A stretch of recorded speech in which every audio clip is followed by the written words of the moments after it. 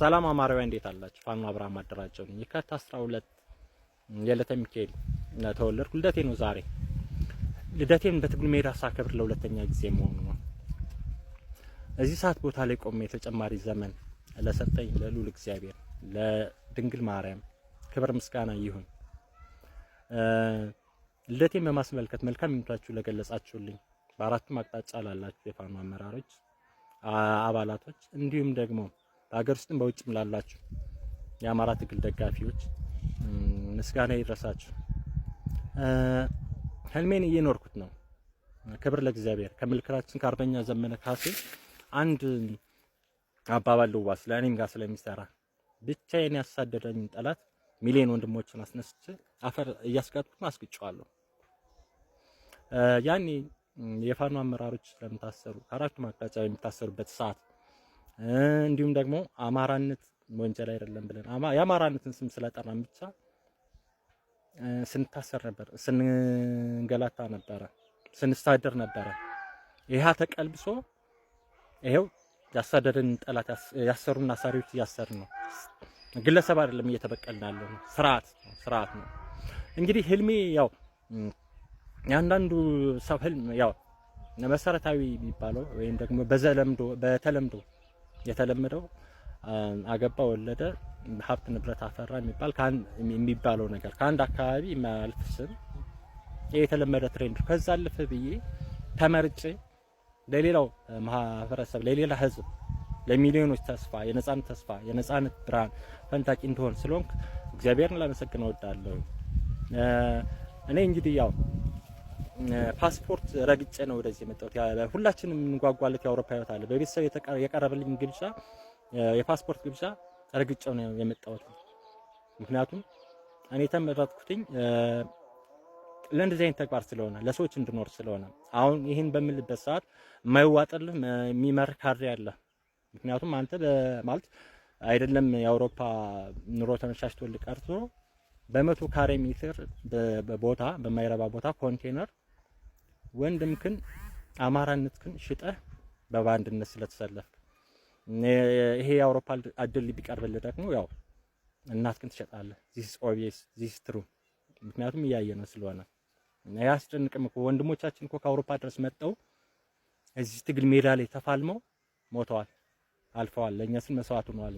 እና ይሄ የሚገርም አይደለም። እኔም ያደረኩት ነገር ምንም አይደለም። እውነት እንናገራለን፣ እውነት እንኖራለን፣ እውነት እንሞታለን። ይሄ ምንም እንትን አይደለም።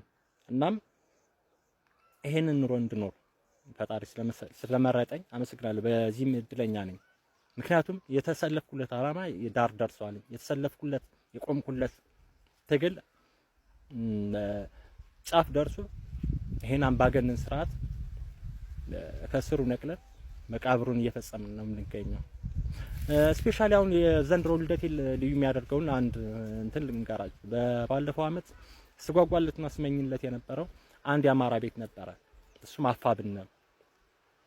የአማራ ብሔራዊ ንቅናቄ ተመስርቷል። this is my special gift birthday gift for me። ምክንያቱም ከዚህ በላይ የለም። አንድነት ኃይል ነው። በእያንዳንዱ ግዛት ያለ ድል ሰብሰብ ሲል አመት ይፈጅ የነበረው 1 ወር 2 ዓመት 3 ዓመት ይፈጅ የነበረው መንፈቅ ይሆናል ድሉ። እንዲሁም ደግሞ በብዙ መልኩ ያው አንድነቱን ጥቅም በዝርዝር ማስረዳት አሁን ከዚህ አንፃር እንትን አይልም እና ይሄ ድርጅት የተዋለደበት የልደት ቀኔ ነው። በጣም አመሰግናለሁ። በጣም ደስተኛ ነኝ። ከዚህ በላይ ስጦታ የለም ለኔ። እናም በልደቴ እንግዲህ አጠር ያለ እንደው በቅንድ መግባባት ነበር ያለብን፣ ግን አጠር ያለች ነገር ልበላችሁ። ማለት መመከር መረገም ሆኖ ነው እንጂ መመከር ማያስፈልግም። በከተማ ወጣት ያለው ወጣት አንዳንድ ወጣት 90% የሚሆነው የከተማ ወጣት እኛ ጋር እየሰራ ነው። እኛ ጋር አብሮ ነው ያለ፣ እየታገለ ነው። ማድረግ ያለበትን ያደረገው ግን የትግል እንቅፋት ይሆናችሁ 10% ወይም 5% የማትሞሉ የከተማ ወጣቶች አንድ ነገር ልበላችሁ። ክብሬ እንደገና ደግሞ እኔ እኮ አማራው ተራራው ጎመራው የክብሬ ነገር ሞቴ ነው ትላለህ። ስርዓቱ ባለበት ቦታ ሆነ ክብርህንማ እኮ ካንተ አልፎ እናትክን አባትክን አያትክን ቅድመ አያትክን ጠቅሶ ክብርህን ዝቅ አድርጎ ንቆህ አማራ በሚለው መታወቂያ አዲስ አበባ አትገባም ብሎ እኮ በአውሮፕላን የምትሄድ ማለት ፈርተህ ውስጥ ፈርቶ ማለት በቃ ምንም ቃሉ ይባላል ተንቦቅቡቀ እና በዚህ ሁኔታ ውስጥ ክብር የሚባል ነገር የለም። ስርዓቱም እየሳቀብህ ነው። በጣም ወራዳነት ነው።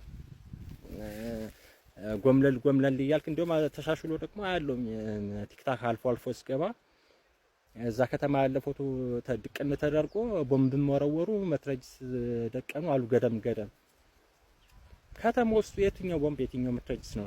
እዚህ ትክሉ ሜዳ ነው። ሰምተነውም አይተነውም አናውቅ። ከባድ መሳሪያ የተወነጨፈን ቢሆን ሰብረን ጠላትና ከርካሪውን መተን እያሸነፍን ያለን ምንድነው? የውስኪ በረዱና ጠርሙስ የቢራ ጠርሙስ እንትን ቦምብ ሆነበት።